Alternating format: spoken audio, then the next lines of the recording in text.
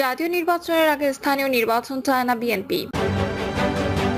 শেখ হাসিনা পালিয়েছে, অর্ধেক সংস্কার তো হয়ে গেছে বললেন হাফিজ উদ্দিন আহমদ। আয়নগর ঘুরে যেসব তথ্যের ভেরিফিকেশন করলেন সাংবাদিক তাসনিম খলিল। এবং সর্বশেষ জানাবো প্রতিবেদন সঠিক মনে করে বিএনপি জামায়াত। শুনছিলেন সংবাদ শিরোনাম, এবারে বিস্তারিত।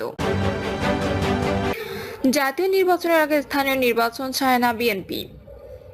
জাতীয় নির্বাচনের আগে স্থানীয় সরকার নির্বাচন চায় না বিএনপি। এছাড়া বিএনপি আনুপাতিক হারে নির্বাচনের ব্যবস্থার পক্ষে নয় বলে জানিয়েছেন দলটির মহাসচিব মির্জা ফখরুল ইসলাম আলমগীর। মির্জা ফখরুল বলেন, জাতীয় নির্বাচনের আগে স্থানীয় সরকার নির্বাচন আমরা চাই না।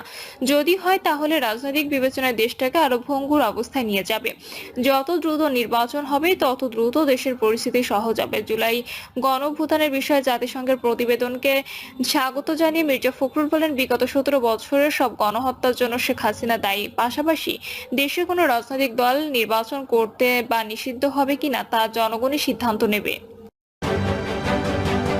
শেখ হাসিনা পালিয়েছে, অর্ধেক সংস্কার তো হয়ে গেছে বললেন হাফিজ উদ্দিন আহমদ। বিএনপির স্থায়ী কমিটির সদস্য মেজর হাফিজ উদ্দিন আহমদ বলেছেন, শেখ হাসিনা চলে গেছে, শেখ হাসিনা পালিয়েছে, সংস্কার অর্ধেক তো হয়েই গেছে।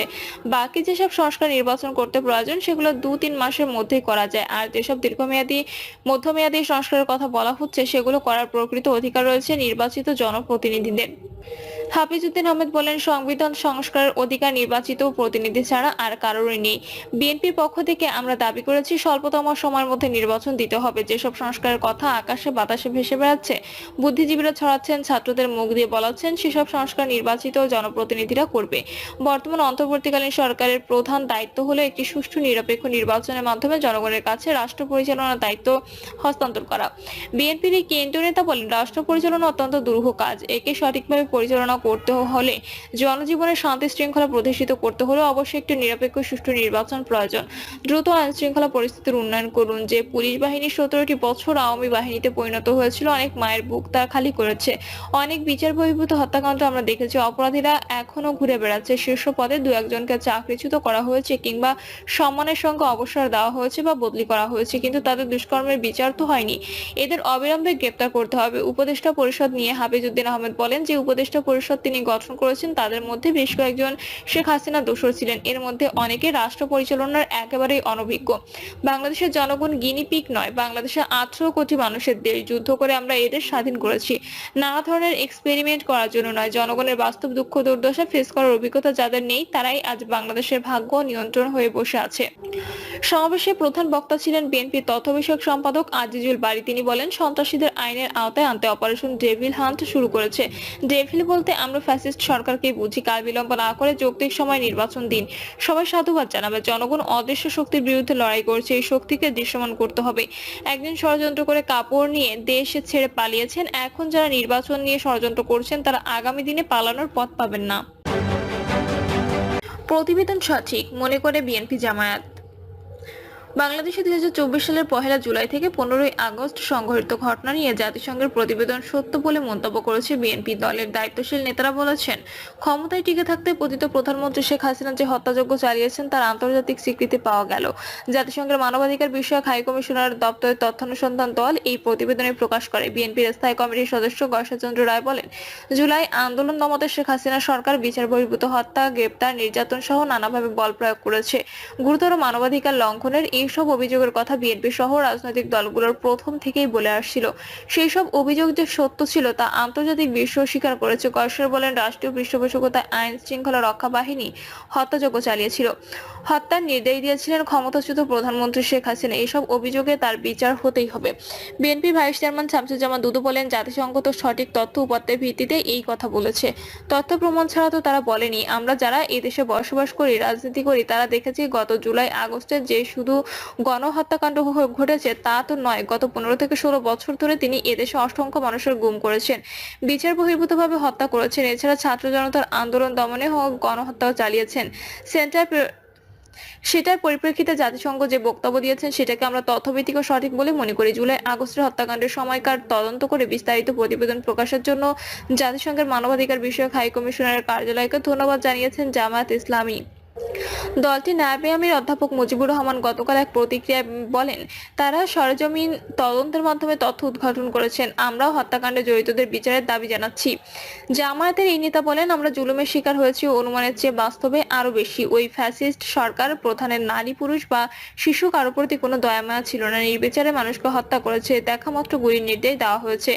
এতটা নির্দয় হয়েছিল যা ভাষায় প্রকাশ করা যায় না। তিনি বলেন, সঠিকভাবে তদন্ত না হলে অনেক কিছু ঢাকা পড়ে যাবে।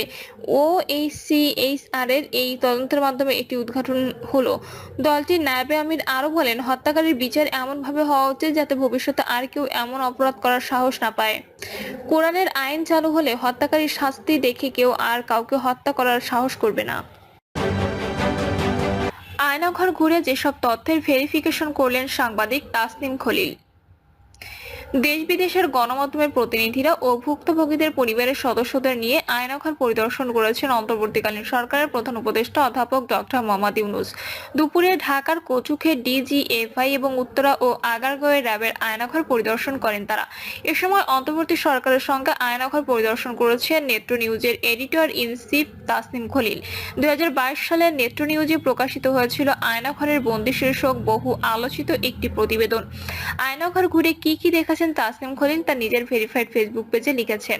আজ দুপুর 12:15টার দিকে এক পোস্টে আয়নাঘরের খুঁটিনাটি বিষয় তুলে ধরেন, যার শিরোনাম দেন আয়নাঘরে যা দেখলাম। তাসনিম খলিল লিখেছেন, বাংলাদেশের সামরিক গোয়েন্দা সংস্থা DGFI এর গোপন বন্দিশালা ও নির্যাতন কেন্দ্র জয়েন্ট ইন্টারোগেশন সেল এর কোড নেম বা ছদ্মনাম আয়নাঘর। এই আয়নাঘর নিয়ে 2022 সালে নেত্র নিউজে প্রকাশিত হয়েছিল আয়নাঘরের বন্দি শীর্ষক প্রতিবেদনটি। বাংলাদেশে অন্তর্বর্তীকালীন সরকারের প্রধান উপদেষ্টার সাথে সে আয়নাঘরে ঢুকছে, অথচ আমার মাথায় ঘুরছে আম গাছ আর কাঁঠাল গাছ। আম গাছ কি এমন নাকি কাঁঠাল গাছ এমন? গাছ দেখলে চিনবো তো। ঘটনা হলো, আমাকে ওই আয়নাঘরের পাশে একটা কাঁঠাল গাছ খুঁজে বের করতে হবে। তিনি আরো বলেন, আয়নাঘরে বন্দি প্রকাশিত হওয়ার পর এই বন্দিশালার বেশ কয়েকজন সাবেক বাসিন্দার সাথে আমার কথা হয়েছে। ঘন্টার পর ঘন্টা আমি তাদের ইন্টারভিউ রেকর্ড করেছি। তাদেরই একজন সার্ভাইভার 3। তার বর্ণনায় উনি দীর্ঘ কয়েকটা মাস যে সেলে ছিলেন, সেই সেলে দরজায় দাঁড়ালে সামনে দেয়ালে ঘুলগুলি দিয়ে একটা কাঁঠাল গাছ দেখা যেত। সেই গাছটি খুঁজে পেলে ওই বর্ণনার একটা শক্ত ভেরিফিকেশন হয়, অথচ বন্দিশালার গেটে দাঁড়িয়ে আমি কাঁঠাল গাছ দেখতে কেমন সেটাই ভুলে গেছি। ঠিক তখনই মনে পড়লো, আরে এই গেটটাই তো একটা ভেরিফিকেশন। শেখ মোহাম্মদ সেলিম যে কলাপসিবল গেটের কথা বলেছিলেন, কয়েক ধাপ সিঁড়ির কথা বলেছিলেন, এই সেই কলাপসিবল গেট, এই সেই সিঁড়ি। ওপরের সবুজের মধ্যে সাদা লেখা সাইনবোর্ড, করোনা আইসোলেশন সেন্টার। নেত্র নিউজের এডিটর ইন চিফ লিখেছেন, গেট দিয়ে ঢুকে করিডোর করে এগুলো। ডান দিকে একটা রুমে অনেকগুলো কাঠের দরজা এবং লোহার শিকের দরজা ফেলে রাখা। আর একটু সামনে যেতেই পেছন থেকে কেউ